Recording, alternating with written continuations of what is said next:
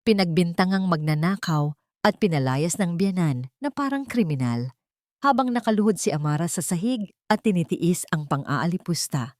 Masayang pinaghahati-hatian ng kanyang biyenan at bayaw ang mga alahas, pinagtatawanan ang kanyang niyurakang dangal. Ang mga dukhang tulad mo ay malas lang. Lumayas ka sa bahay ko ngayon din. Si Javier, ang mahinang asawa, ay itinapon ang kanyang maleta sa kalsada nang walang awa. Ngunit kakasimula pa lang ng palabas. Inilabas ni Amara ang sikretong USB mula sa kanyang pumanaw na biyenang lalaki. Ibinubunyag ang video ng kanilang maruming plano sa malaking screen.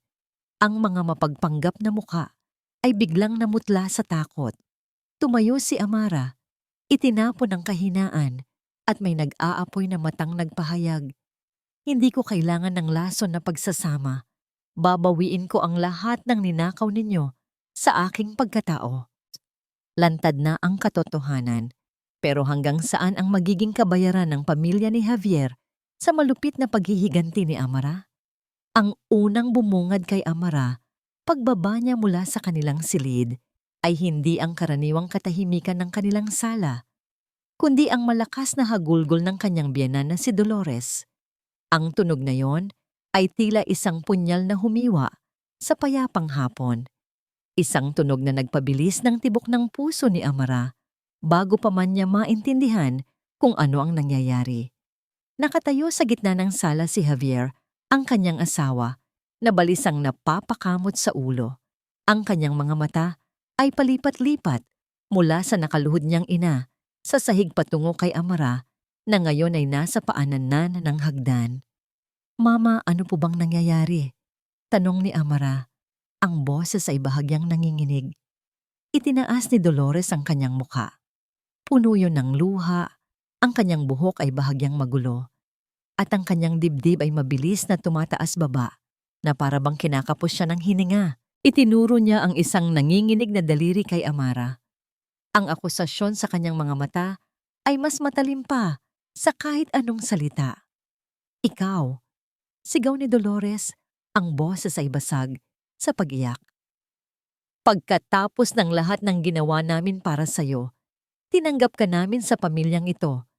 Itinuring kang tunay na anak. Tapos ito ang isusukli mo sa amin. Pagnanakawan mo kami." Napatanga si Amara. Ang mga salita ay tila hangin na hindi niya kayang hawakan. Ano? Ano po? Hindi ko po kayo maintindihan." "Huwag ka nang magkunwari, Amara." Sabat naman ni Katrina, ang kapatid ni Javier, na biglang lumitaw mula sa kusina. Lumapit ito sa kanilang ina at marahang hinaplos ang likod nito. Ngunit ang mga matang ipinukol niya kay Amara ay puno ng galit at pagkasuklam. "Nakita na namin ang mga alahas ni Mama, ang mga gintong pamana pa sa kanya ni Lola. Wala na." Sinundan ni Amara ng tingin ang itinuro ni Katrina. Sa ibabaw ng maliit na mesa sa gilid, nakabukas ang antigong kahon ng alahas ni Dolores. At sa loob nito, wala na ang kumikinang na mga kwintas at pulseras na madalas ipagmalaki ng kanyang biyenan. Ang natira na lang ay ang pulang telang sapin nito, isang tahimik na saksi sa isang krimen na ibinibintang sa kanya. Pero paanong nagsimulang magsalita si Amara, pilit na inaalala kung may ibang taong pumasok sa bahay. Siya lang at ang biyenan niya ang naiwan kaninang umaga. Paanong nawala? Putol ni Dolores sa kanyang sasabihin na may kasamang mapait na tawa. "Ikaw lang ang kasama ko dito sa bahay buong araw, Amara. Sino pa ba ang gagawa nito?" "Hindi po ako," mahinang sagot ni Amara. Umiling-iling ang ulo. "Mama, maniwala po kayo sa akin. Hindi ko po kayang gawin yan." "Sinungaling," sigaw muli ni Dolores, lalong lumakas ang pag-iyak. "Javier, anak, ang asawa mo, ninakawan niya ang sarili niyang ina." Lahat ng mata ay napunta kay Javier. Ang lalaki ay tila isang posteng natigil sa gitna ng isang bagyo. Tumingin siya kay Amara, ang kanyang mga mata ay puno ng pagkalito at sakit. May bahid ng pagsusumamo sa kanyang tingin na para bang hinihiling niyang bigyan siya ni Amara ng isang madaling sagot. Amara, sabihin mo sa akin, nagsimula si Javier. Ang boses ay halos pabulong na. May kinuha ka ba? Umiling si Amara at naramdaman niya ang unang patak ng luha na dumaloy sa kanyang pisngi. Wala, Javier. Wala akong kinuha. Alam mo yan. Biglang huminto sa pag-iyak si Katrina at lumuhod sa tabi ng kahon ng alahas. Kinunutan niya ang noo na para bang may masusi siyang hinahanap. Teka, ano to? Anya.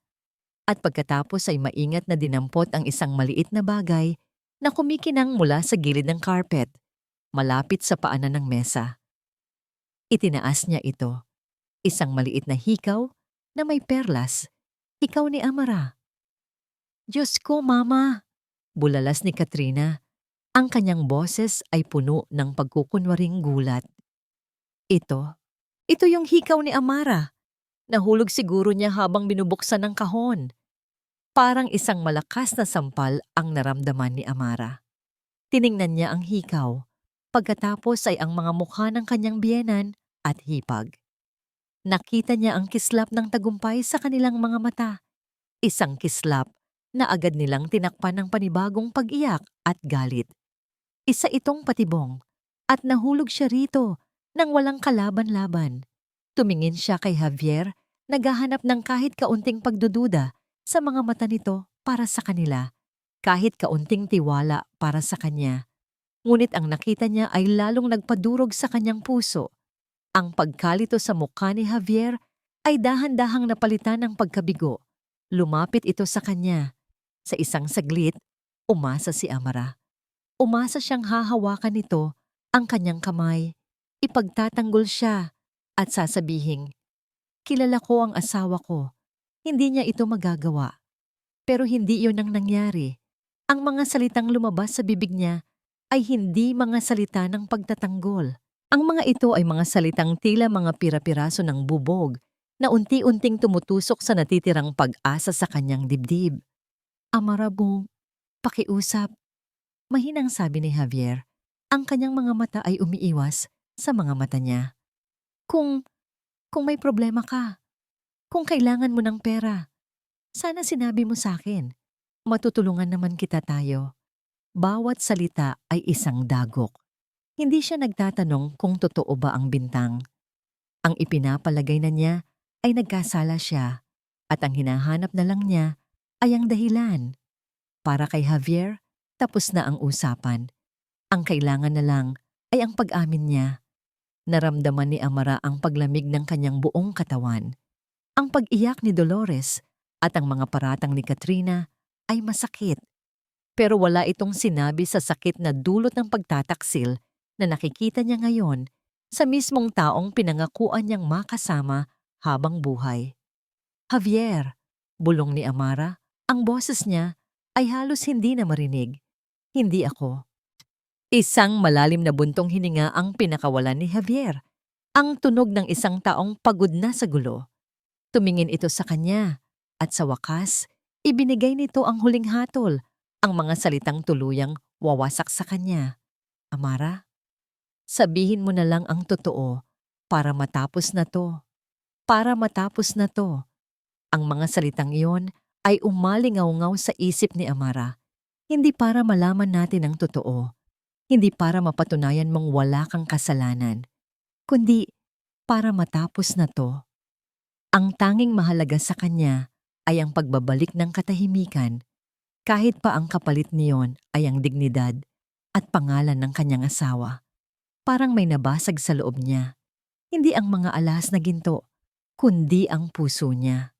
Ang huling hibla ng pag-asang kakapitan niya, ang paniniwalang sa huli ay mananaig ang tiwala ng kanyang asawa, ay biglang naputol. Ang mga luha na kanina'y pinipigilan niya ay malaya nang dumaloy sa kanyang mga pisngi. Ngunit hindi na ito mga luha ng pagkalito. Ito ay mga luha ng malinaw at masakit na katotohanan. Tiningnan niya ang kanyang asawa, ang lalaking minahal niya, Ang lalaking ipinaglaban niya sa kanyang pamilya at ang nakita niya ay isang estranghero. Isang estrangherong mas piniling maniwala sa isang maginhawang kasinungalingan kaysa sa isang mahirap na katotohanan. At sa sandaling iyon, sa gitna ng sala ng bahay na dapat ay sa kanya ring tahanan, naintindihan ni Amara na nag-iisa siya. Ganap na nag-iisa. Ang pag-akyat sa hagdan ay parang pag-ahon mula sa malalim na tubig.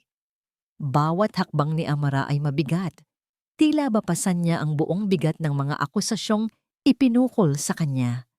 Ang tanging nagtulak sa kanya paakyat ay ang pagnanasang makatakas, kahit pansamantala lang, mula sa mga mapanghusgang mata sa sala. Pagpasok niya sa kanilang silid, marahan niyang isinara ang pinto. Ang mahinang pag-click ng seradura ay parang isang pader na itinayo niya sa pagitan ng kanyang sarili at ng magulong mundo sa labas. Dito, sa loob ng 4 na sulok ng kwartong dati niyang itinuring na kanlungan, sa wakas ay huminga siya ng malalim. Ngunit ang hangin na kanyang hinigop ay hindi nagbigay ng ginhawa, bagkus ay lalo lang nitong pinasikip ang kanyang dibdib. Hindi na siya umiiyak.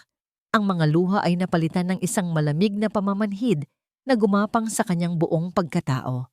Dahan-dahan siyang naupo sa gilid ng kama. Ang kama kung saan sila ni Javier ay sabay na nangarap, nagtawanan, at nangakong magkasama sa hirap at ginhawa. Ngayon, ang hirap ay dumating na at iniwan siyang mag-isa ni Javier para harapin ito. Ang kanyang isip ay naging isang malawak na karagatan ng mga alaala at isa-isang lumitaw ang mga anino ng kahapon. Naalala niya ang unang taon niya sa pamamahay na yon. Sinubukan niya ang lahat. Ginawa niya ang lahat para makuha ang pagtanggap ni Dolores. Isang hapon, buong pagmamalaki niyang inihain ang paboritong ulam ni Javier, ang sinigang na baboy, na itinuro pa sa kanya ng sarili niyang ina. "Masarap ba, Ma?" tanong niya noon kay Dolores. Ang nangiti ay hindi maalis sa kanyang mga labi. Tiningnan lang ni Dolores ang kutsarang isinubo. Ngumuya ito ng dahan-dahan na, para bang sinusuri ang bawat sangkap. "Pwede na," sabi nito sa wakas, bago ibinaling ang tingin kay Javier. "Pero mas gusto mo pa rin ang luto ko. Di ba, anak? Yung tamang-tama lang ang asim." Isang simpleng komento, ngunit para kay Amara, isa yung malinaw na mensahe. Hindi ka karapat-dapat. Hindi ka kailanman magiging sapat. At si Katrina ay mas tuso. Ang kanyang kalupitan ay nakatago sa matatamis na ngiti at pekeng pag-aalala. Naalala ni Amara ang isang beses na may dadaluhan silang mahalagang okasyon. Isusuot sana niya ang kanyang paboritong bestida, isang simpleng puting damit na regalo pa sa kanya ni Javier noong sila'y magkasintahan pa lamang. Habang nag-aayos siya sa harap ng salamin, pumasok si Katrina sa silid na may dalang isang tasa ng kape. "Wow, ate! Ang ganda-ganda mo naman dyan," sabi nito, lumapit sa kanya. At sa isang aksidenteng pagdulas, natapon ang maitim at mainit na kape sa mismong harapan ng kanyang damit. "Oh my God! I'm so sorry, ate," sabi ni Katrina. Ang kamay ay nasa bibig, ngunit ang mga mata ay hindi maitago ang katuwaan. "Hindi ko sinasadya." Wala nang nagawa si Amara, kundi palitan ang kanyang damit. Habang dinig na dinig niya ang mahinang pagtawa ni Katrina, paglabas nito ng silid. Ang mga alaala ay tila maliliit na karayom na tumutusok sa kanyang puso. Sa bawat araw na lumipas sa bahay na yon, unti-unti niyang naramdaman na siya ay isang dayuhan, isang bisita na hindi kailanman tunay na naging bahagi ng pamilya. Maliban sa isa, sa gitna ng lahat ng kadilimang yon, may isang liwanag, isang mainit at mapagmahal na liwanag. Si Renato Reyes, ang kanyang yumaong biyenan. Agad na napuno ng init ang kanyang dibdib nang maalala ang mabait na mukha nito. Si Mang Renato, o Papa, kung tawagin niya, ang tanging taong nakakita sa tunay niyang pagkatao. Naalala niya ang mga hapon Nasabay silang magkakape sa hardin habang dinidiligan nito ang mga paboritong rosas. Hayaan mo na ang iyong mama, Dolores, iha. Madalas sabihin nito sa kanya na para bang nababasa ang lungkot sa kanyang mga mata. Ganoon lang talaga siya. Pero alam ko, sa puso niya, natutuwa siyang ikaw ang napangasawa ng anak niya. Noon, pinaniwalaan niya iyon. Isang araw, habang pinagmamasdan siya ni Renato na nag-aayos ng mga halaman, ngumiti ito ng malawak. Alam mo ba, Amara? Ikaw ang tunay na biyaya sa pamilyang ito, sabi nito. Ang boses ay puno ng sinseridad. Binigyan mo ng bagong kulay ang buhay ng anak ko.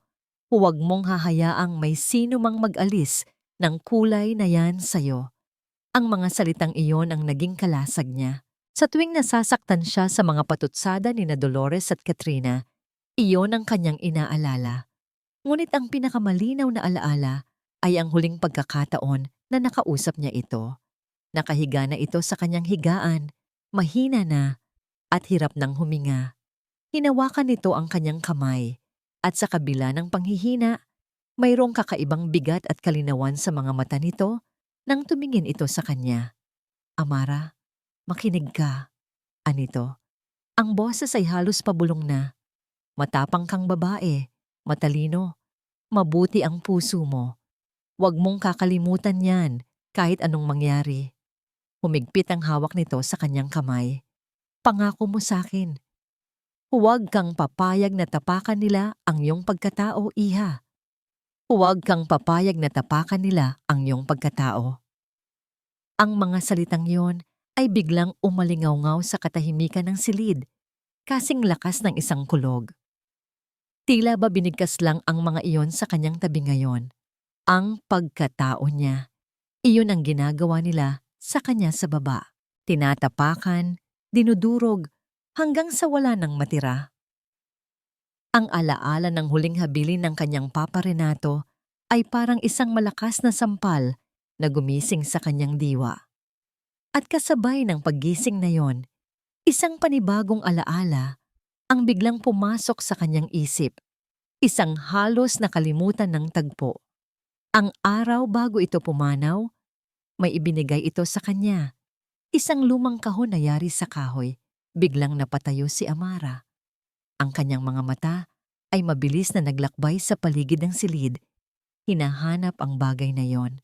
At doon, sa ibabaw ng kanilang aparador, nakita niya ito. Ang maliit na baul na kahoy na nababalutan na ng alikabok. Isang tahimik na tagapag-alaga ng isang lihim na hindi pa niya nabubuksan.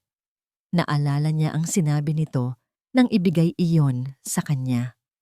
Itago mo ito, Amara, at buksan mo lang. Buksan mo lang ito sa araw na pakiramdam mo ay wala ka ng kakampi at wala nang natitirang pag-asa. Dahan-dahan siyang lumapit sa aparador. Ang puso niya'y kumakabog ng malakas. Ito na ba ang araw na yon? Ito na ba ang sandali ng kawalan ng pag-asa na tinutukoy ng kanyang Papa Renato? Walang duda, ito na nga. Ang kanyang mga paa ay tila may sariling isip. Mabilis siyang lumapit sa aparador at gamit ang isang silya, maingat niyang inabot ang maliit na baul na kahoy. Manipis ang alikabok na bumalot dito, isang patunay kung gaano na ito katagal na hindi nagagalaw. Habang pinupunasan niya ito ng kanyang palad, naramdaman niya ang pamilyar na ukit ng mga dahon at bulaklak sa takip nito. Isang disenyo na minsan nang pinuri ni Amara at sinabi ni Renato na ito raw ay kasing ganda niya. Dinala niya ang kahon sa kama. Ang kanyang mga daliri ay nanginginig habang binubuksan ang maliit na kandado nitong tanso. Isang mahinang tunog ng pag-angat ng takip ang bumasag sa katahimikan at bumungad sa kanya ang amoy ng lumang kahoy at papel. Sa loob, dalawang bagay lang ang naroon. Ang una ay isang maliit na sobre na medyo naninilaw na sa katagalan. Nakasulat sa ibabaw nito, sa pamilyar na sulat kamay ni Renato, ang kanyang pangalan, Amara. Ang pangalawa ay isang bagay na moderno at hindi akma sa antigong itsura ng baul. Isang maliit, Itim na USB flash drive. Hindi niya muna pinansin ang USB. Ang kanyang buong atensyon ay nasa sobre. Ito ay parang isang mensahe mula sa nakaraan. Isang tinig mula sa kabilang buhay. Dahan-dahan, sa sukdulang pag-iingat, binuksan niya ito. Sa loob ay may isang nakatuping papel. Habang binubuklat niya ito, ang bawat galaw ng papel ay tila isang bulong at sinimulan niyang basahin. Mahal kong Amara, kung binabasa mo ang sulat na ito, nangangahulugan na nangyari na ang isa sa mga pinakamalaki kong kinatatakutan. Kung binabasa mo ito, ibig sabihin ay dumating na ang araw na pakiramdam mo ay nag-iisa ka at wala ka ng pag-asa. Tulad ng ibinilin ko sa iyo. Patawarin mo ako, anak. Patawarin mo ako dahil alam kong may posibilidad na mangyari ito.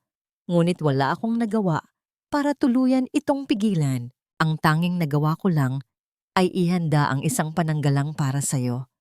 Napahawak si Amara sa kanyang bibig. Ang kanyang mga mata ay nagsimulang mamasa. Kilala mo ako, Amara. Mahal na mahal ko ang aking pamilya. Mahal ko ang aking asawa at ang aking mga anak. Ngunit hindi ako bulag. Alam ko ang kahinaan ng asawa kong si Dolores. Alam ko ang kanyang pagiging sakim sa salapi. Isang kahinaan na sa paglipas ng mga taon ay lalong lumalala. Nakita ko kung paano kanya tingnan, hindi bilang isang manugang, kundi bilang isang karibal sa atensyon at yaman ng aming anak. Hindi kita pinagdudahan kahit isang saglit, Amara. Nakita ko ang busilak mong puso mula pa noong una kang ipakilala sa amin ni Javier. Kaya't noong nagsimula akong manghina, nag-isip ako ng paraan para protektahan ka. Para protektahan ka mula sa kanila. Ang USB na kasama ng sulat na ito, naglalaman yan ng mga video. Ilang buwan bago ako tuluyang magkasakit, nagpakabit ako ng isang maliit at halos hindi mapansing kamera sa sala. Nakatago ito sa isa sa mga palamuti sa estante. Ginawa ko ito hindi para manmanan ka, kundi para bantayan sila. Umaasa ako, mula sa kaibuturan ng aking puso, na hindi mo na kailanman mapapanood ang mga ito. Umaasa akong habang buhay, mananatiling nakatago sa baul na ito ang sulat at ang USB. Ngunit kung ang pag-asa kong yun ay nabigo, gamitin mo ito, Amara. Gamitin mo ito bilang iyong kalasag at espada. Huwag kang matakot na ipaglaban ang iyong karangalan. Ang tanging hiling ko lang ay sana, balang araw, mapatawad mo si Javier. Minsan, ang pag-ibig sa ina ay nakabubulag sa isang anak na lalaki. Mahina siya, ngunit alam kong mahal ka niya. Tulungan mo siyang makita ang katotohanan. Huwag kang susuko, anak. Ang katotohanan ang pinakamalakas na sandata. Nasaan man ako, lagi kitang gagabayan. Nagmamahal, Papa Renato. Pagkatapos basahin ang huling salita, hindi na napigilan ni Amara ang paghagulgol. Ngunit hindi ito ang hagulgol ng isang taong talunan. Ito ay hagulgol ng pasasalamat, ng kaluwagan, at ng isang bagong tuklas na lakas. Niyakap niya ang sulat sa kanyang dibdib na para bang si Renato mismo ang kanyang kayakap. Hindi pala siya nag-iisa. Mula sa kabilang buhay, may isang taong naniwala at naghanda para sa kanya. Pinunasan niya ang kanyang mga luha at kinuha ang US. Ang munting bagay na yon ay hindi na lang isang piraso ng teknolohiya sa kanyang mga mata. Ito na ngayon ang sagisag ng kanyang pag-asa, ang susi sa kanyang kalayaan. Mabilis niyang kinuha ang kanyang laptop mula sa study table, binuksan ito, at nanginginig na isinaksak ang USB. Ilang sandali lang, lumitaw ang isang folder sa screen. Ang pangalan ng folder, para kay Amara. Doble-click niya ito. Bumungad sa kanya ang napakaraming video files. Bawat isa ay may pangalan ng petsa at oras. Nag-scroll siya pababa. Hinahanap ang mga pinakabagong file. Pinili niya ang isang video na may petsa mula sa 2 araw na nakalipas. Nang mag-play ang video, nakita niya ang pamilyar nilang sala. Ang anggulo ay bahagyang mataas, mula sa isang estante, eksakto tulad ng sinabi sa sulat. Nakita niya sina Dolores at Katrina na nakaupo sa sofa, tila seryosong nag-uusap. Idinikit ni Amara ang kanyang tainga sa speaker ng laptop. Kailangan na natin ng pera, Mama. Bukas na ang palugit nila. Dinig niyang sabi ni Katrina. Ang boses ay puno ng takot. Huminahon ka, Katrina. May naiisip na akong paraan. Sagot ni Dolores. Ang boses ay kalmado, ngunit may pahiwatig ng kasamaan. Isang paraan para makakuha tayo ng malaking halaga at sabay na mapaalis ang amarang yan sa bahay na ito. Nanigas si Amara sa kanyang kinauupuan. Naramdaman niya ang panlalamig na gumapang mula sa kanyang batok, pababa sa kanyang likuran. Ito na yon. Ang patunay. Ang katotohanan na itinatago sa dilim ay ngayon ay nasa harap na niya. Naliligo sa liwanag ng screen ng laptop. Hindi niya na kailangang manood pa. Isinara niya ang video. Ang kanyang isip ay mabilis na nagpoproseso. Ang takot na kanina'y bumabalot sa kanya ay dahan-dahang napalitan ng isang emosyong matagal na niyang hindi naramdaman. Determinasyon. Isinara niya ang laptop at maingat na inilagay ang USB sa kanyang bulsa. Ang sulat ay muli niyang itinupi at ibinalik sa sobre. Hindi na ito isang liham ng paalam, kundi isang basbas. Isang pahintulot na gawin ang dapat gawin.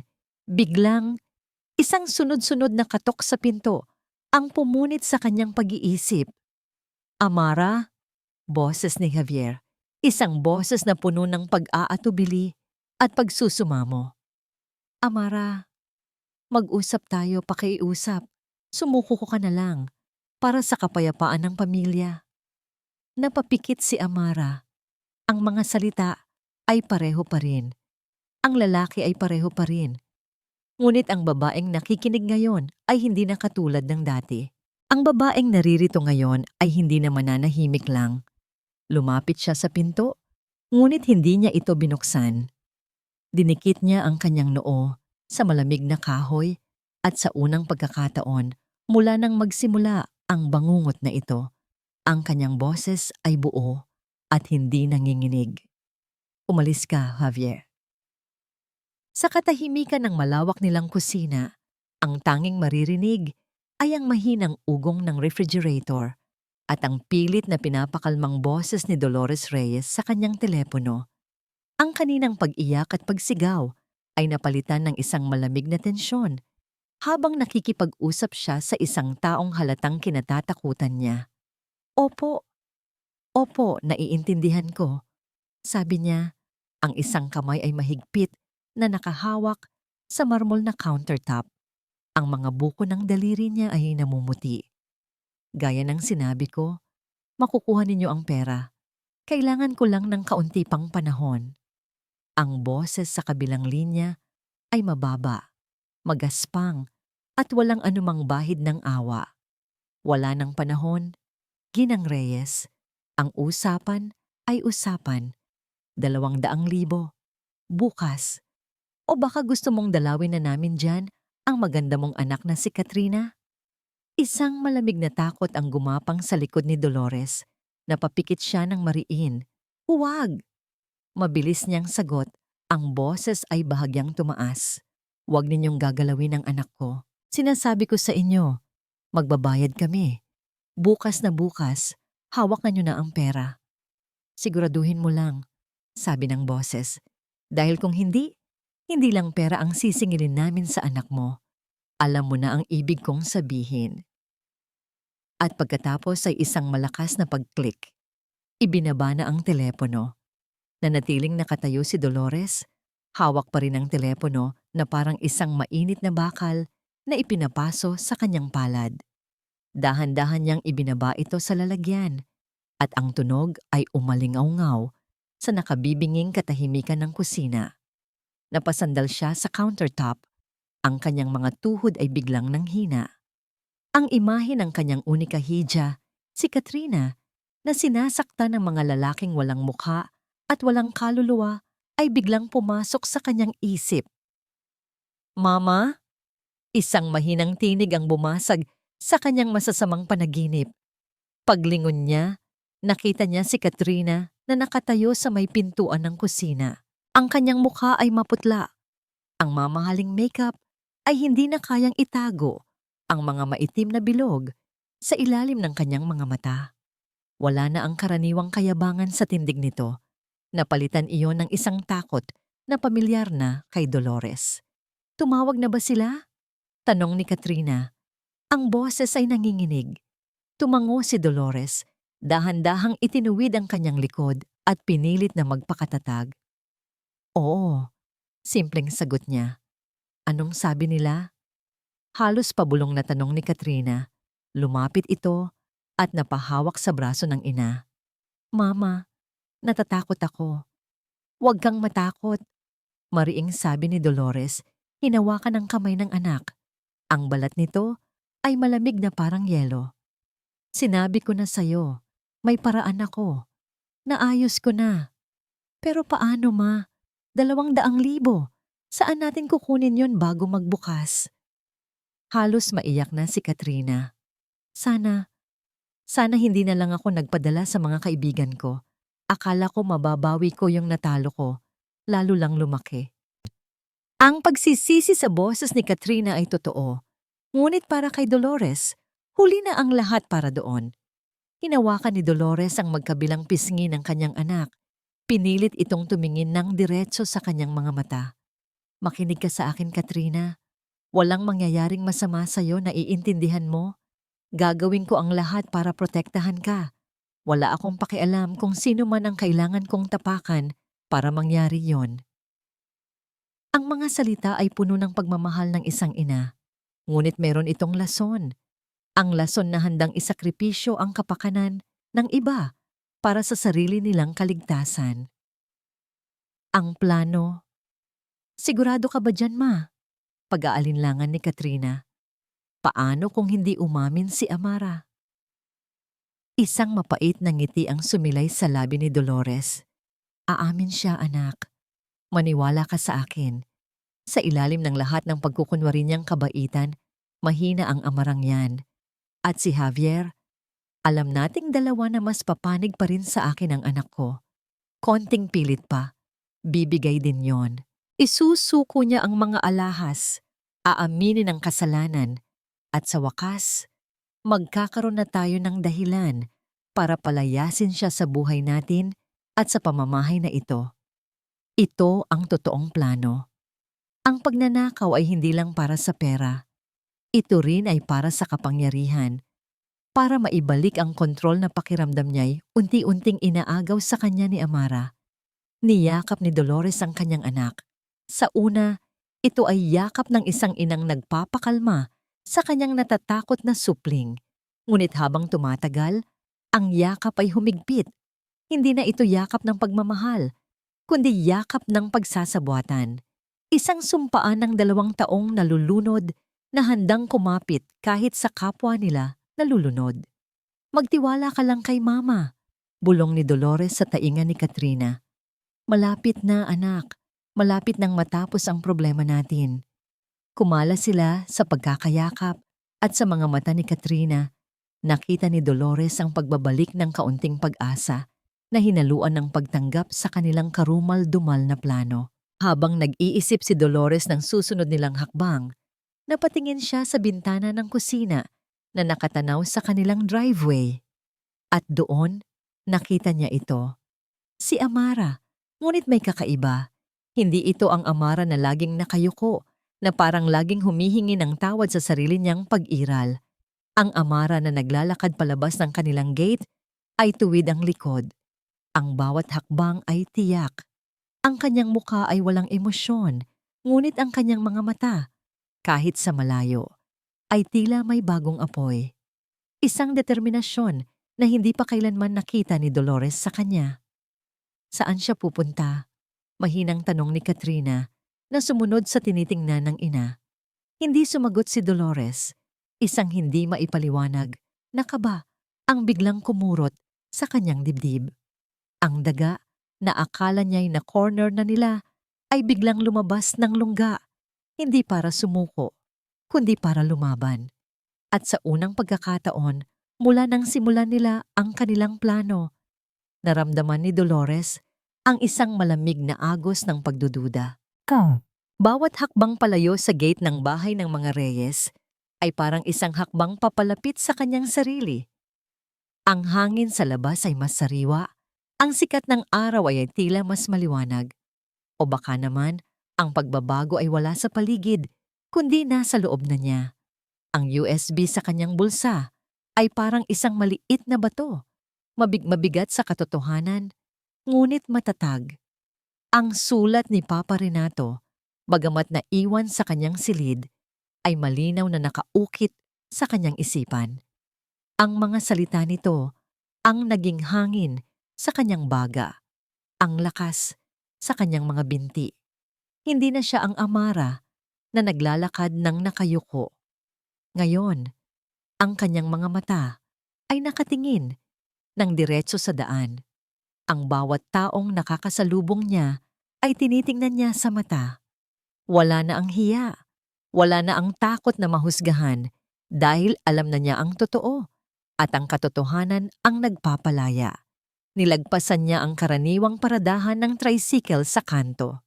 Nilagpasan niya ang paborito niyang panaderya kung saan madalas siyang bumibili ng mainit na pandesal. Mayroon siyang isang destinasyon, isang lugar na hindi niya aakalaing pupuntahan niya sa ganitong paraan. Ang presinto ng pulis. Ang gusali ay simple lang, pininturahan ng puti at asul. Sa harapan nito ay may isang bandila ng Pilipinas na marahang iwinawagayway ng hangin. Para sa marami, ito ay isang lugar ng takot at gulo. Ngunit para kay Amara ngayon, ito ang lugar ng pag-asa. Ito ang lugar kung saan ang hustisya, gaano man kaliit, ay maaaring magsimula. Huminto siya sa harap ng salaming pinto, huminga ng malalim, at pumasok. Ang loob ng presinto ay abala. May mga pulis na naglalakad, may mga taong nag-uusap sa mga mesa, at may isang pamilyar na amoy ng papel at kape. Lumapit siya sa desk sergeant, isang lalaking may edad na at may makapal na bigote. Nag-angat ito ng tingin mula sa kanyang binabasang logbook. Magandang hapon po. Ano po ang maitutulong ko sa inyo, ma'am? Tanong nito. Ang boses ay magalang, ngunit walang sigla. Napalunok si Amara. Pinipigilan ang panginginig ng kanyang mga kamay sa pamamagitan ng paghawak sa strap ng kanyang bag. Magandang hapon din po, sir. Nagsimula siya. Ang kanyang boses ay mas matatag kaysa sa kanyang inaasahan. Nandito po ako para mag-report. Report ng ano? Nawalan? Ninakawan? Tanong ng pulis. Kumuha ng isang blankong formularyo.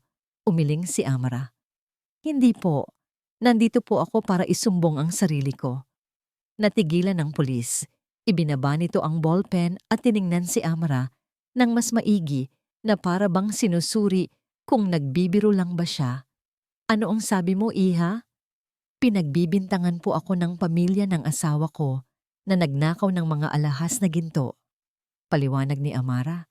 Pinapanatili ang kanyang tingin sa mata ng pulis. At gusto ko pong hilingin sa inyo na imbestigahan ako. Ang pagtataka sa mukha ng desk sergeant ay napalitan ng interes. Sa lahat ng taon niya sa serbisyo, ngayon lang siya nakarinig ng ganitong klaseng reklamo. Karaniwan, ang mga tao ay pumupunta doon para magreklamo laban sa iba, hindi laban sa kanilang sarili. Umupo ka muna, ma'am, sabi nito. Itinuro ang isang upuang plastik sa tabi ng kanyang mesa. Pakikwento mo nga sa akin ng maayos. Umupo si Amara at buong hinahon na isinalaysay ang mga pangyayari. Sinabi niya ang tungkol sa pagkawala ng mga alahas at ang direktang pagbibintang sa kanya nina Dolores at Katrina. Sinabi niya kung paano siya pinilit ng sarili niyang asawa na umamin sa isang kasalanang hindi niya ginawa. Ngunit may isang mahalagang detalye siyang hindi binanggit.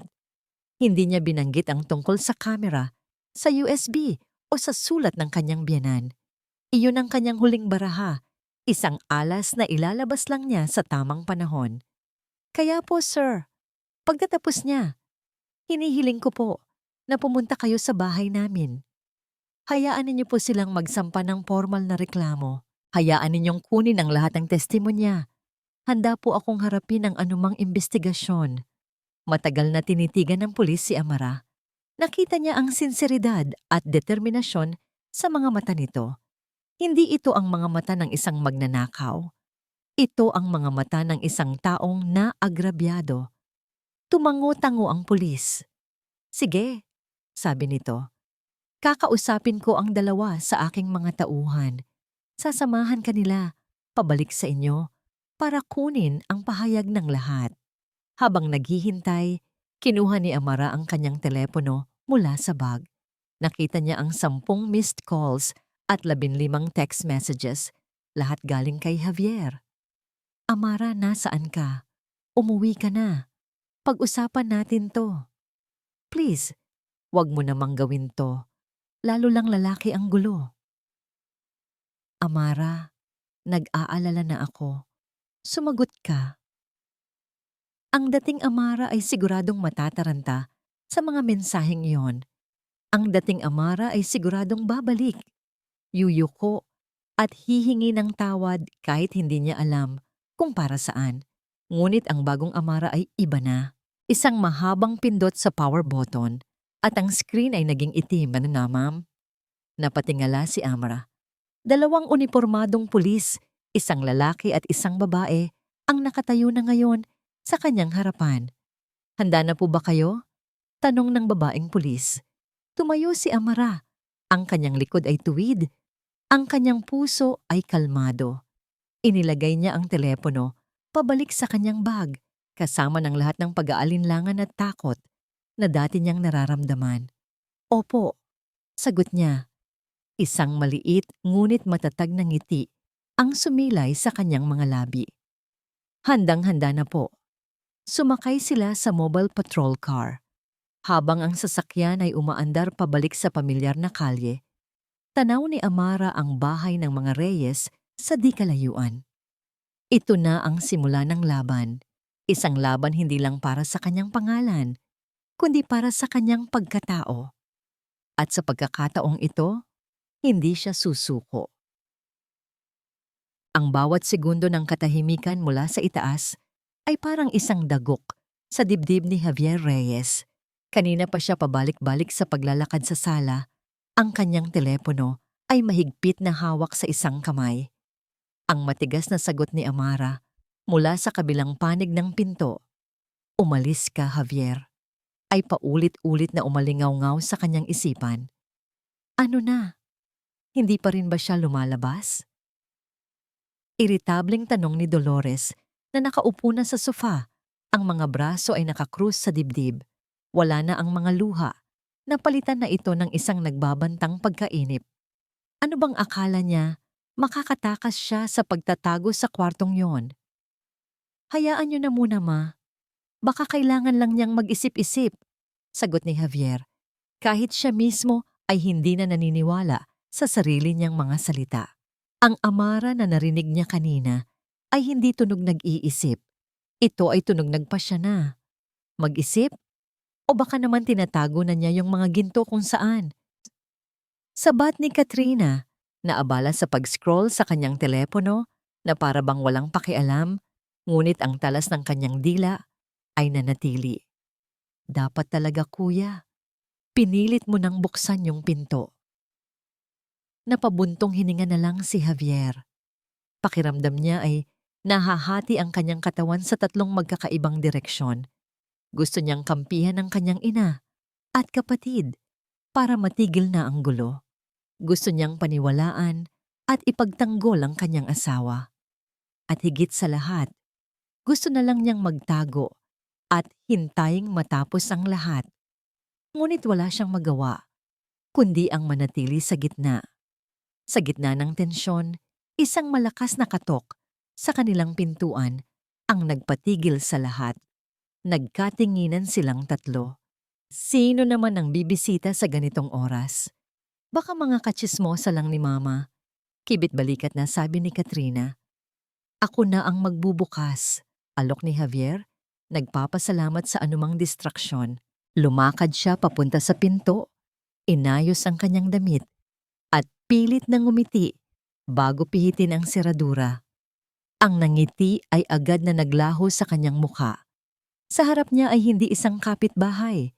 Sa harap niya ay nakatayo si Amara. At sa magkabilang gilid nito, suot ang kanilang bughaw na uniforme ay 2 pulis. Isang nakabibinging katahimikan ang biglang bumalot sa buong kabahayan. Maging ang ugong ng aircon ay tila huminto. Walang salitang lumabas sa bibig ni Javier. Ang kanyang utak ay pilit na pinoproseso ang eksenang nasa harap niya. Ang kanyang asawa, na dapat ay nasa itaas, ay nandito ngayon sa labas, kasama ang mga alagad ng batas. Javier? Mahinang tawag ni Amara. Ang boses niya ay kalmado, walang bahid ng emosyon. Sa likod ni Javier, narinig niya ang mabilis na mga yabag. Lumitaw sa kanyang gilid sina Dolores at Katrina. Ang kanilang mga mukha ay dumaan sa mabilis na serye ng emosyon. Una ay pagkalito, sinundan ng gulat, at sa huli ay isang hindi maitagong pag-aalala. Ano? Anong ibig sabihin nito? Nauutal na tanong ni Dolores. Ang tingin ay palipat-lipat kay Amara at sa 2 pulis. Ang babaeng pulis ang sumagot. Magandang hapon po. Nandito po kami dahil sa isang report. Maari po ba kaming pumasok? Bago pa man makasagot si Javier, si Amara na ang unang humakbang papasok na sinundan ng mga pulis. Ang kanyang presensya ay tila nagpabago sa hangin sa loob ng sala. Hindi na siya ang biktimang nakayuko. Siya ngayon ang may dala ng awtoridad. Biglang bumalik sa katinoan si Dolores. Ang pagkaalerto ay mabilis na napalitan ng pamilyar na drama. Ang kanyang mga mata ay biglang nanubig. Ang kanyang mga labi ay nanginig. At ang kanyang boses ay naging basag. Diyos ko po, salamat at dumating kayo, sabi niya. Humahakbang palapit sa mga pulis na para bang sila ang kanyang mga tagapagligtas. Itong manugang ko, si Amara. Matapos namin siyang kupkupin at ituring na parang tunay na anak, ninakawan niya kami. Ang mga alahas ko, ang tanging alaala ng aking ina, kinuha niya. Totoo po yan, officer. Mabilis na segunda ni Katrina na agad na umalalay sa kanyang nanghihinang ina. Kanina lang po namin nalaman. At itong si Ate Amara, nagkulong lang sa kwarto. Tingnan nyo, lumabas na pala para tumakas. Pinanood ni Javier ang pag-arte ng kanyang ina at kapatid. Isang pag-arte na napaka-epektibo kanina.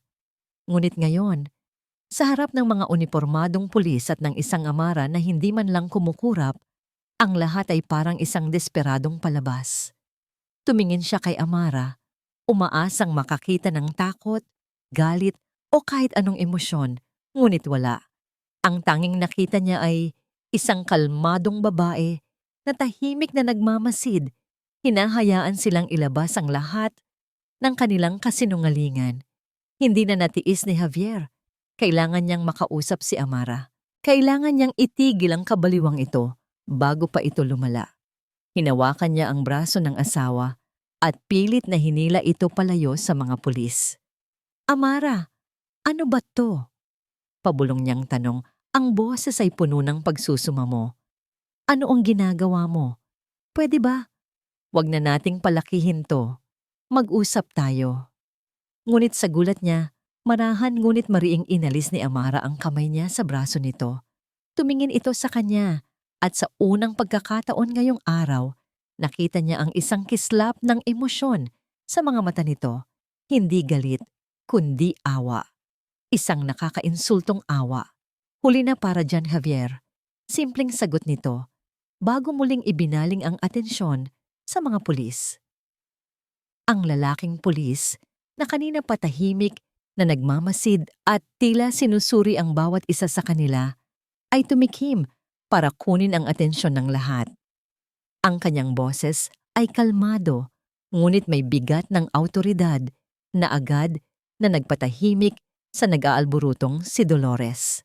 Sige po, maupo po tayong lahat, sabi niya. Iginagala ang kanyang mga mata sa buong sala. Ginang Reyes, sabi niya. Tumutukoy kay Dolores. Naiintindihan po namin ang inyong reklamo. At kayo naman, ma'am, sabi niya, bumabaling kay Amara. Kayo po ang nag-request ng aming presensya. Para maging formal at maayos ang lahat, kailangan naming kunin ang opisyal na pahayag ng bawat isa sa inyo. Agad na umupo si Dolores sa sofa, hinila si Katrina sa tabi niya, at muling inihanda ang kanyang sarili para sa isa na namang madamdaming salaysay. Si Javier ay nanatiling nakatayo sa gitna, tila isang estatwang hindi alam kung saan lulugar. Si Amara naman ay pumili ng isang silyang solo, bahagyang malayo sa kanila. Ang kanyang postura ay tuwid at kalmado. Inilabas ng babaeng pulis ang isang maliit na notebook at ballpen. Tumingin ang lalaking pulis sa kanila isa-isa. Ang kanyang mga mata ay tila kayang basahin ang mga kasinungalingang hindi pa nabibigkas. Ang kanyang tingin ay huminto kay Amara. Ginang Reyes, kailangan naming kunin ang pahayag ng lahat. Magsimula tayo sa iyo, Mrs. Amara Reyes. Isang nakabibinging katahimikan ang sumunod. Inaasahan ni Dolores na siya ang unang kakausapin. Inaasahan ni Javier ang isang pagsabog mula kay Amara. Ngunit ang nangyari ay kabaligtaran. Dahan-dahang itinuon ni Amara ang kanyang tingin, hindi sa pulis, kundi sa kanyang biyenan. Tinitigan niya si Dolores ng diretso sa mga mata. Isang tingin na walang takot, walang galit. Isang tingin na puno ng isang malamig at matatag na determinasyon.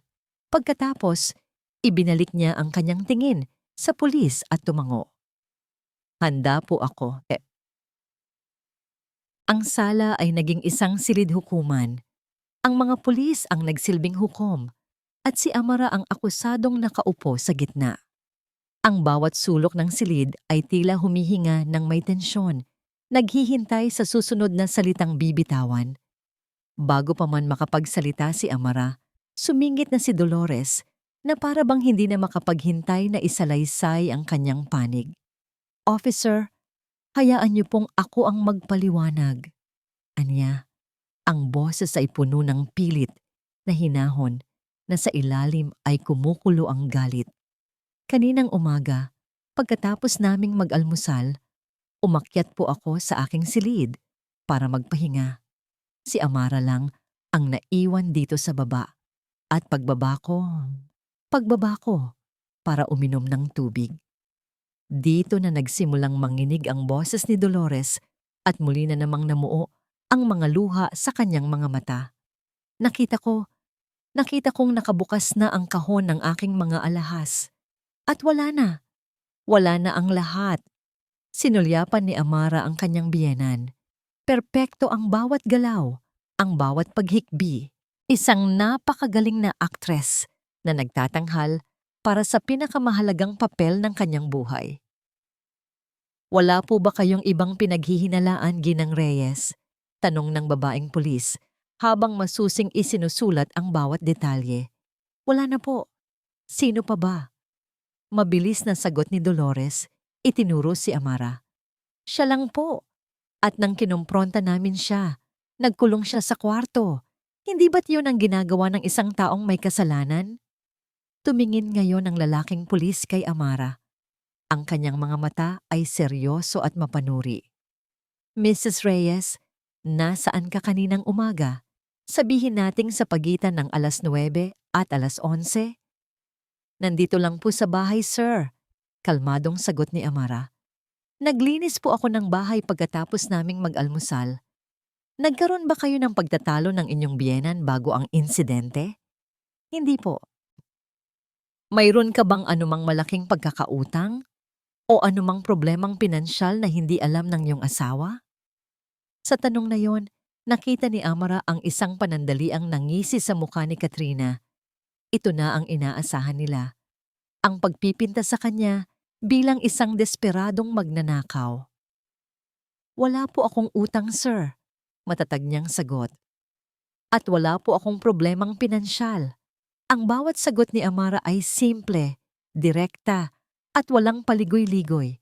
Ang kanyang kahinahunan ay tila mas lalong nagpainis kay Dolores. Sinungaling! Baka nalululong ka na sa sugal, ha? Sigaw ni Dolores, ngunit agad siyang sinaway ng tingin ng pulis. Sa buong panahong iyon, si Javier ay hindi mapakali sa kanyang kinatatayuan. Naglalakad siya ng kaunti, hihinto, ipapasok ang kamay sa bulsa, at pagkatapos ay aalisin din. Ang kanyang mga mata ay parang bola ng pingpong, palipat-lipat mula kay Amara patungo sa kanyang ina. Nakikita ni Amara ang pagdurusa sa mukha nito, ang digmaan sa loob ng kanyang kalooban. Ngunit ang awa ay hindi na sapat para baguhin ang kanyang pasya. Matapos ang ilan pang mga tanong na sinagot lahat ni Amara ng may katatagan, isang maikling katahimikan ang namayani. Tumingin ang lalaking pulis sa kanyang kasama na bahagyang tumango. Tila wala na silang makuhang bago. Ito na ang pagkakataon. Huminga ng malalim si Amara. Hinintay niyang makuha ang atensyon ng lahat. At nang ang lahat ng mga mata, ang mapanuri, ang mapanghuga, ang naguguluhan, ay nakatuon sa kanya. Nagsalita siya. Ang kanyang boses ay hindi malakas, ngunit ito ay malinaw at may bigat na pumuno sa buong silid. Opisyal, panimula niya, direktang nakatingin sa lalaking pulis. Salamat po sa inyong mga tanong. Naiintindihan ko po na kailangan ninyong gawin ang inyong trabaho. Nagkatinginan sina Dolores at Katrina. Isang mayabang na ngiti ang naglalaro sa kanilang mga labi. Para sa kanila, ito na ang simula ng pagsuko ni Amara. Ngunit nagkamali sila. Hindi po ako magpapaliwanag pa, pagpapatuloy ni Amara. Hindi ko po kayo susubukang kumbinsihin sa pamamagitan lang ng aking mga salita. Dahil meron po akong nais ipakita sa inyo. Nawala ang nangiti sa mukha ni na Dolores at Katrina. Ang noo ni Javier ay lalong kumunot sa pagkalito. Isang bagay, sabi ni Amara, ang kanyang mga mata ay dahan-dahang lumingon at tumitig sa kanyang biyenan at hipag na magpapatunay sa lahat. Isang halakhak ang kumawala kay Dolores. Ano ang pinagsasasabi mo riyan? Huwag mong ibahin ang usapan. Ngunit hindi na pinansin ni Amara ang kanyang mga sinabi. Dahan-dahan, sa paraang tila ba bawat galaw niya ay mahalaga, itinaas niya ang kanyang kamay at dahan-dahang ipinasok sa bulsa ng kanyang pantalon. Ang lahat ng mata ay sumunod sa bawat sentimetro ng paggalaw ng kanyang kamay. Ang pag-arte ni Dolores ay natigil. Ang pag-scroll ni Katrina sa telepono ay nahinto. Ang paglalakad ni Javier ay natigil. At pagkatapos, dahan-dahan, inilabas niya ito. Isang maliit, itim na USB flash drive. Itinaas niya ito sa pagitan ng kanyang hinlalaki at hintuturo, na para bang isa itong mahalagang hiyas. Isang nakabibinging katahimikan ang bumagsak sa sala. Ang hangin ay tila naubos. Walang sino man ang gumalaw. Walang sino man ang huminga. Ang tanging nakikita nila ay ang maliit na bagay sa kamay ni Amara. Isang munting piraso ng teknolohiya na ngayon ay tila may hawak ng kapalaran ng lahat ng naroroon. Tumingin si Amara sa mga pulis, pagkatapos ay kay Javier, at sa huli, kina Dolores at Katrina, na ang mga mukha ngayon ay puno ng hindi maipaliwanag na kaba. Narito po ang katotohanan. Ang paningin ni Javier ay nakapako sa maliit na USB na hawak ni Amara. Sa isip niya, isa lang itong simpleng bagay, ngunit sa paraan ng paghawak dito ng kanyang asawa at sa biglaang pagbabago ng reaksyon sa mukha ng kanyang ina at kapatid, alam niyang mayroon itong hindi kapani-paniwalang bigat. Ano yan? Nag-aalangang tanong ng lalaking pulis na unang nakabawi sa pagkabigla. Katibayan po, sagot ni Amara, hindi inaalis ang tingin kina Dolores. Maaari ko po bang gamitin ang telebisyon? Bago pa man makasagot ang pulis, si Javier na ang kumilos. Tila isang robot na sumusunod sa utos, kinuha niya ang remote control at binuksan ang malaking flat screen TV na nakasabit sa dingding. Isang asul na screen ang bumungad sa kanila, na lalong nagpatingkad sa tensyon sa silid. Tumayo si Amara at lumapit sa TV. Ang bawat hakbang niya ay marahan at sinadya. Walang sino man ang nangahas na pigilan siya. Kinuha niya ang isang maliit na cable mula sa drawer sa ilalim ng TV at isinaksak ito sa USB port. Pagkatapos, isinaksak niya ang kabilang dulo sa kanyang laptop na kanina pa pala niya dala sa loob ng kanyang bag. Ang mukha ni Dolores ay unti-unting namumutla, na para bang nakakita siya ng multo. Si Katrina naman ay hindi mapakali sa kanyang upuan. Ang mga mata ay nanlalaki sa takot. Amara, ano bang kalokohan ito? Pilit na pinatatatag ni Dolores ang kanyang boses. Ngunit mayroon na itong panginginig. Itigil mo na yan! Hindi siya pinansin ni Amara. Sa ilang pag-click lang sa kanyang laptop, ang asul na screen ng TV ay napalitan ng isang pamilyar na imahe. Ang kanilang sala, nakuha mula sa isang mataas na anggulo, mula sa direksyon ng estante kung saan nakapatong ang mga lumang porselana. Narinig ni Javier ang isang pigil na paghinga mula kay Katrina, maging siya ay napakunot ang noo. Isang video? Saan ito nanggaling? Idinoble-click ni Amara ang isang video file at ang imahe ay nagsimulang gumalaw. Sa screen, nakita nila ang kanilang sala, walang tao. Ngunit pagkalipas ng ilang segundo, pumasok sa frame sina Dolores at Katrina. Ang petsa at oras na nakasulat sa ibabang bahagi ng screen ay mula sa araw, bago ang pagnanakaw. Sigurado ka ba ritong walang makakakita sa atin, Mama? Tanong ng boses ni Katrina mula sa TV. Ang audio ay malinaw na malinaw. Tila ba nagsasalita lang sila sa kanilang tabi. Sino namang makakakita? Nasa taas si Amara at si Javier ay nasa trabaho. Sagot ng boses ni Dolores. Nanigas si Javier sa kanyang kinatatayuan. Ang kanyang puso ay nagsimulang tumibok ng napakabilis na para bang gusto nitong kumawala sa kanyang dibdib. Tumingin siya sa kanyang ina. Si Dolores ay nakatitig sa screen. Ang kanyang bibig ay bahagyang nakabuka sa pagkabigla at pagkatakot. Sa video, nakita nilang lumapit si Dolores sa antigong kahon ng alahas. Binuksan niya ito, ngunit hindi para tingnan kung kompleto.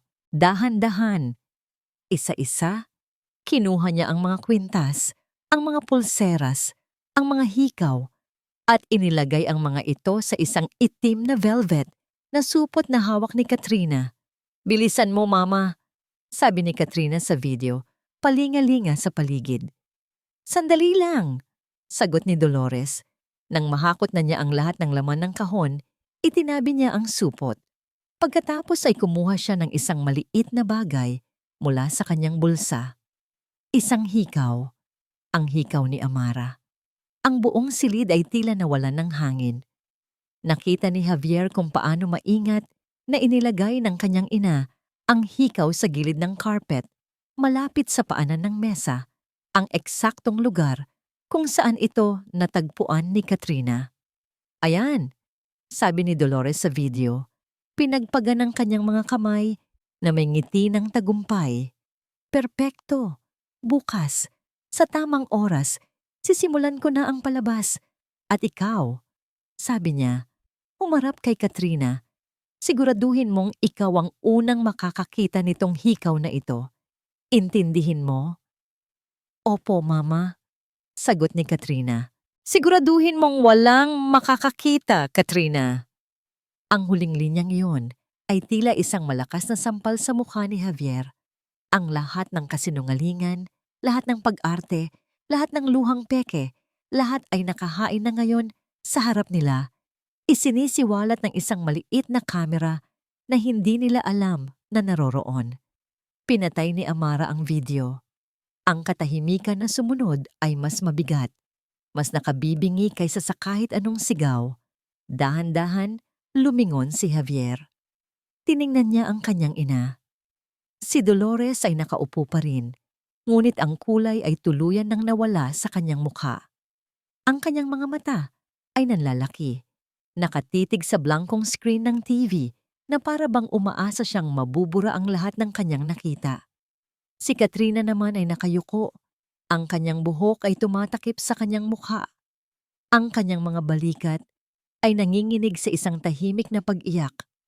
Ang dalawang pulis ay tumayo. Ang kanilang mga mukha ay wala ng bahid ng pagdududa. Napalitan na ito ng isang malamig at propesyonal na awtoridad. Lumapit sila sa mag-inang nakaupo sa sofa. Hindi. Nagsimulang bumulong si Dolores, umiiling-iling. Hindi. Hindi totoo yan. Gawa-gawa lang yan. Ngunit ang kanyang mga salita ay walang bigat, walang saysay. Sila mismo ang naging saksi sa sarili nilang kasalanan. Biglang napasigaw si Dolores at bumagsak sa sahig. Ngunit sa pagkakataong ito, walang sino man ang naniniwala sa kanyang pag-arte. Ito ay hindi na pag-iyak ng isang biktima. Ito ay ang sigaw ng isang taong nahuli, isang taong nasukol at wala nang matatakbuhan. Hindi, hindi totoo yan. Desperadong sigaw ni Katrina. Itinataas ang kanyang mukha na basang-basa ng luha. May nag-setup lang sa amin. Ang lalaking pulis ay umiling lang. Tumingin siya sa mag-ina. Ang kanyang boses ay kalmado, ngunit may bigat ng batas na hindi matitinag. Ginang Dolores Reyes, binibining Katrina Reyes, sumama kayo sa amin sa presinto. Ang mga salitang iyon ay parang isang hatol na ibinaba sa gitna ng kanilang sala. Ang katotohanang matagal nilang itinago at ibinaluktot ay sa wakas ay lumabas. Nakasulat hindi sa papel, kundi sa liwanag na nagmumula sa isang screen. Isang liwanag na tumagos sa pinakamadilim na sulok ng kanilang mga puso at isiniwalat ang lahat. Ang tunog ng pag-click ng posa sa mga kamay ni Dolores at pagkatapos ay kay Katrina ay isang tunog na habambuhay na mananatili sa alaala ni Amara. Iyon ang tunog ng hustisya, ang tunog ng katotohanan. Ngunit kasabay nito, iyon din ang tunog ng tuluyang pagkasira ng isang pamilya. Walang naganap na iskandalo. Tila ba naubos na ang lahat ng lakas ni na Dolores at Katrina sa kanilang mga kasinungalingan. Tahimik silang sumama sa mga pulis. Ang kanilang mga mukha ay nakayuko sa kahihiyan. Si Dolores, na kanina'y isang reynang naghahari-harian sa kanyang kaharian, ay mukha na ngayong isang pulubing walang natira, kundi ang basahan sa katawan. Si Katrina, ang sosyal at palaging nakaangat ang noo, ay tila isang batang nawawala, takot at walang mapagtaguan. Nang magsara ang pinto at umalis na ang patrol car, isang nakabibinging katahimikan ang bumalot sa bahay. Isang katahimikang mas malakas pa sa lahat ng sigawan na naganap kanina. Naiwan silang dalawa ni Javier sa gitna ng sala, isang malawak na espasyo na dati puno ng mga pagpapanggap at ngayoy puno ng mga basag na piraso ng katotohanan. Si Amara ay nanatiling nakatayo malapit sa TV. Ang kanyang mga kamay ay nakababa sa kanyang tagiliran. Naramdaman niya ang pagod, isang malalim na pagod na hindi lang pisikal, kundi emosyonal. Tapos na ang laban. Nanalo siya. Ngunit bakit parang wala siyang maramdamang tunay na tagumpay? Dahan-dahan, lumingon si Javier. Ang kanyang mukha ay isang maskara ng sakit, pagsisisi at kahihiyan. Ang kanyang mga mata ay namumula. At nang magtama ang kanilang mga paningin, nakita ni Amara ang isang lalaking ganap na wasak. Amara. Nagsimula si Javier, ang kanyang boses ay isang basag na bulong. Hindi sumagot si Amara. Hinintay lang niya. Isang hakbang, dalawang hakbang, hanggang sa si Javier ay nasa harap na niya. At doon, sa gitna ng kanilang sala, sa ilalim ng mga matang mapanuri, ng mga palamuting pag-aari ng kanyang ina, dahan-dahang lumuhod si Javier Reyes sa harap ng kanyang asawa. Ikinulong nito ang kanyang mukha sa kanyang mga palad at humagulgol. Hindi ito ang pekeng pag-iyak ni Dolores. Ito ay isang tunay, masakit at nakakaawang pag-iyak ng isang lalaking huli nang napagtanto ang lahat. Patawarin mo ko, sabi niya sa gitna ng mga hikbi. Amara, patawarin mo ako. Patawad. Paulit-ulit niyang sinabi ang salitang iyon na para bang ang bawat pagbigkas ay makakabawas sa bigat na nakadagan sa kanyang dibdib. Hindi ako naniwala sa'yo. Mas pinaniwalaan ko sila. Ang duwag-duwag ko. Ang tanga-tanga ko. Patawarin mo ako. Pinanood lang siya ni Amara. Ang puso niya, na kanina'y manhid na parang bato, ay nakaramdam ng isang maliit na kurot. Isang bahagi sa kanya ang naawang makita ang lalaking minsan niyang minahal ng buong puso na nasa ganoong kalagayan. Ngunit ang isa pang bahagi, ang mas malaking bahagi na nasugatan at nadurog, ay alam na ang patawad ay hindi na sapat para buuin ang mga basag na piraso. Hindi niya sinabing, tumayo ka dyan.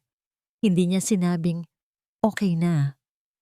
Hinayaan lang niya itong ilabas ang lahat ng sakit at pagsisisi na nararapat lang nitong maramdaman. Nang sa wakas ay tumahan ito sa pag-iyak, na natili itong nakaluhod. Ang mga matay nakatingin sa sahig na para bang hindi na nito kayang salubungin ang kanyang tingin. Amara, ayusin ko to, sabi nito. Ang boses ay paos. Kakausapin ko sila. Babawi ako sa'yo. Huwag mo lang akong iwan. Pakiusap, ang pagsusumamo sa boses nito ay totoo. Ngunit ang mga salitang iyon ay para na lamang hangin kay Amara. Hindi siya sumagot. Sa halip, tinalikuran niya ito. Dahan-dahan, sa parehong paraan na bumaba siya kanina, umakyat siya sa hagdan, pabalik sa kanilang silid. Ang bawat hakbang ay isang paglayo, hindi lang sa pisikal, kundi sa emosyonal. Narinig niya ang pagtayo ni Javier at ang pagsunod nito sa kanya. Huminto ito sa may pintuan ng kanilang silid. Hindi na nangahas na pumasok pa. Mula roon, pinanood siya nito sa katahimikan. Binuksan ni Amara ang aparador. Inilabas niya ang isang malaking maleta na matagal nang hindi nagagamit. Binuksan niya ito sa ibabaw ng kama. At pagkatapos, isa-isa, nagsimula siyang mag-impake. Inilagay niya ang kanyang mga damit, ang kanyang mga libro, ang maliit na larawan ng kanyang mga magulang. Hindi niya kinuha ang anumang bagay na regalo ni Javier o ng pamilya nito. Tanging ang mga bagay na tunay na sa kanya. Anong ginagawa mo? Tanong ni Javier mula sa pinto. Ang boses ay puno ng takot. Umalis ka na, Javier. Mahinang sabi ni Amara. Hindi lumilingon. Hindi ako aalis, sabi nito. Ang boses ay mas matatag na ngayon. Hindi kita hahayaang umalis. Doon na huminto sa pag-iimpake si Amara. Dahan-dahan siyang lumingon at hinarap ito. Wala nang awa sa kanyang mga mata, tanging isang malamig na katotohanan. Wala ka nang karapatang sabihin sa akin kung ano ang gagawin ko, sabi niya. Nawala mo ang karapatang yan nung mas pinili mong paniwalaan ang mga kasinungalingan nila kaysa sa katotohanan ko. Nawala mo yan nung hiniling mong sumuko na lang ako para sa kapayapaan ng pamilya. Isinara niya ang maleta. Ang tunog ng zipper ay tila isang pinal na hatol. Hinigit niya ang maleta mula sa kama at naglakad papunta sa pinto. Tumabi si Javier na para bang natakot sa determinasyon sa kanyang mga mata. Huminto si Amara sa harap niya. Sa huling pagkakataon, tiningnan niya ito. Ang lalaking pinangarap niyang makasama hanggang sa pagtanda. Sana natuto kang maging isang asawa bago naging huli ang lahat. At pagkatapos, nilagpasan niya ito. Bawat hakbang pababa ng hagdan ay isang hakbang palayo sa nakaraan. Nang marating niya ang pinto sa ibaba, hindi na siya lumingon pa. Binuksan niya ito, lumabas, at isinara ito nang hindi lumilikha ng anumang ingay. Iniwan niya si Javier sa loob, mag-isa sa isang bahay na puno ng katahimikan at mga basag na piraso. 6 na buwan. Sa loob ng 6 na buwan, maraming pwedeng magbago. Ang isang malalim na sugat ay maaaring magsimulang maghilom. Ang isang wasak na pundasyon ay maaaring magsimulang buuin muli.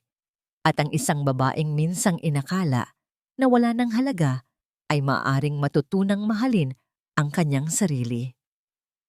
Ang amoy ng kanila at bagong lutong tinapay ang gumising kay Amara.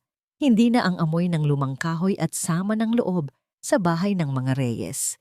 Sa maliit niyang apartment na inuupahan sa sentro ng Angeles, natagpuan niya ang isang kapayapaan na matagal na niyang hinahanap. Nakatayo siya sa harap ng kanyang oven, suot ang isang apron na may mga mantsa ng harina. Mga mantsa na para sa kanya ay mga medalya ng karangalan. Ang Amara's Sweet Corner, ang kanyang maliit na online bake shop, ay unti-unti nang nakikilala. Ang mga pangarap na minsan niyang ibinulong lang kay Javier sa kalaliman ng gabi ay ngayon ay unti-unti na niyang tinutupad. Mag-isa. Ang nakalipas na 6 na buwan ay hindi naging madali.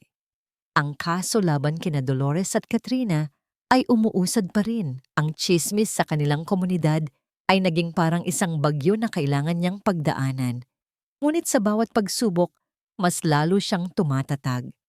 Ang mga peklat ay naroon pa, ngunit hindi na sila sariwa. Ang mga ito ay paalala na lang ng isang laban na kanyang naipanalo. Habang maingat niyang inilalagay ang icing sa isang custom-made na cake, tumunog ang kanyang telepono sa mesa. Isang text message. Nang makita niya kung kanino galing, sandali siyang natigilan. Javier. Hindi na ito kasing dalas ng dati. Sa mga unang linggo matapos siyang umalis, araw-araw itong tumatawag at nagte-text, humihingi ng tawad, nangangako ng pagbabago. Ngunit nang hindi siya sumasagot, unti-unti itong tumigil. Ngayon, ang mga mensahe nito ay bihira na lang at laging may paggalang. Amara, kumusta ka na? Alam kong abala ka, pero maaari ba kitang makausap kahit saglit lang? Sa coffee shop malapit sa plaza. Kung ayaw mo, maiintindihan ko. Pinunasan ni Amara ang kanyang mga kamay sa apron at tinitigan ng mensahe. Ang dating Amara ay makakaramdam ng kaba o marahil galit. Ngunit ngayon, ang naramdaman lang niya ay isang kalmadong pagtanggap.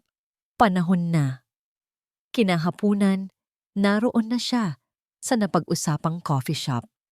Pumili siya ng isang mesa sa gilid kung saan tanaw niya ang mga taong naglalakad sa labas. Pagkalipas ng ilang minuto, dumating si Javier.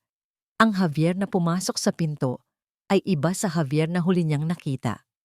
Mas payat ito at mayroong isang uri ng pagod sa kanyang mga mata na hindi pa nawawala. Ngunit wala na ang balisang anyo, ang pagiging kimi. Napalitan ito ng isang tahimik na kapanatagan, isang pagtanggap sa kanyang kalagayan. Salamat sa pagdating mo, sabi nito nang makaupo sa harap niya. Kumusta ka na, Javier? Tanong ni Amara. Isang maliit at malungkot na ngiti ang sumilay sa labi ni Javier. Heto, sinusubukang ayusin ang mga nasira. Ang mga kaso ni Mama at Katrina. Ako ang umaasikaso at naghahanap ako ng pangalawang trabaho. Bakit? Hindi agad ito sumagot. Sa halip, may kinuha ito mula sa kanyang briefcase, isang malaking brown envelope. Dahan-dahan niya itong inilapag sa ibabaw ng mesa at itinulak palapit kay Amara. Para dyan, sabi niya. Nagtatakang binuksan ni Amara ang envelope. Sa loob, nakita niya ang isang set ng mga dokumento, annulment papers, at sa huling pahina, sa ibabaw ng linyang nakalaan para sa kanya, ay mayroon ng pirma. Ang pirma ni Javier. Alam kong ito ang nararapat.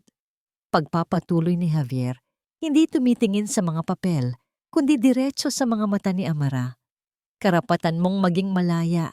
Karapatan mong maging masaya, malayo sa lahat ng gulong idinulot ng pamilya ko, na idinulot ko.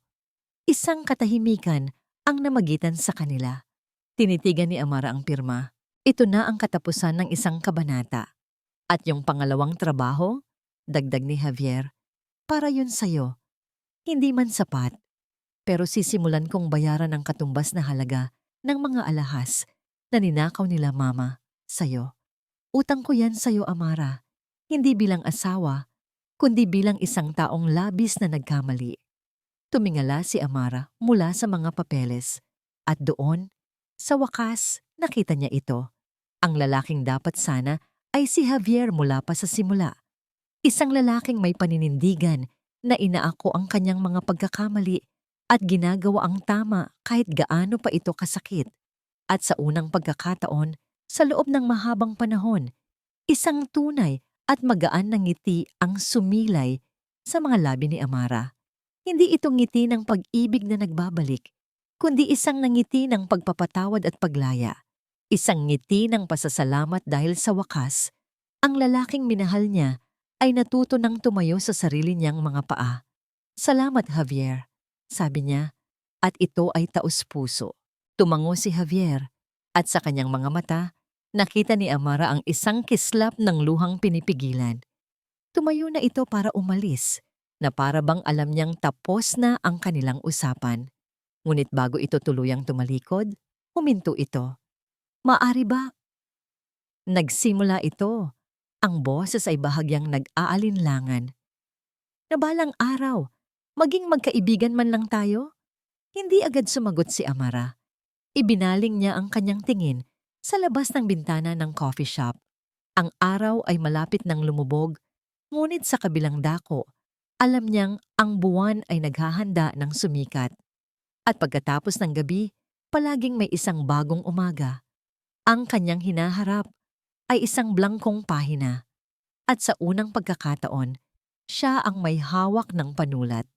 Sa huli, ang kwento ni Amara ay hindi lamang tungkol sa pagtataksil ng pamilya, kundi tungkol sa kapangyarihan ng katotohanan at sa tapang ng isang babaeng tumangging manatiling biktima nang siya'y paratangan, itinakwil, at iwanang walang kakampi, even ng sariling asawa. Pinili niyang huwag yumuko. Sa halip, hinayaan niyang magsalita ang katotohanan. Ang lihim na USB na iniwan ng yumaong biyenan ay naging simbolo ng hustisya. Walang kasinungalingan ang mananatiling nakatago magpakailanman. Ang mga gumawa ng masama ay naharap sa kahihiyan, at si Amara, na minsang itinuring na walang halaga, ay muling bumangon dala ang dignidad at kalayaan. Dito nagtatapos ang kwento, ngunit nagsisimula ang mga tanong para sa atin. Kung ikaw si Amara, mananatili ka pa ba sa isang relasyong patuloy kang sinasaktan? Sa tingin mo, hanggang kailan dapat magtiis ang isang babae para sa pangalan ng pamilya? At sa sarili mong buhay, naranasan mo na bang hindi paniwalaan kahit nagsasabi ka ng totoo? Maraming salamat sa pagsama hanggang dulo. Sana'y nakausap ng kwento ang puso mo. Kumusta ka ngayon? Kung may nais kang ibahagi, huwag mag-atubiling magkomento. Nandito lang ako, handang makinig at pahalagahan ang iyong kwento.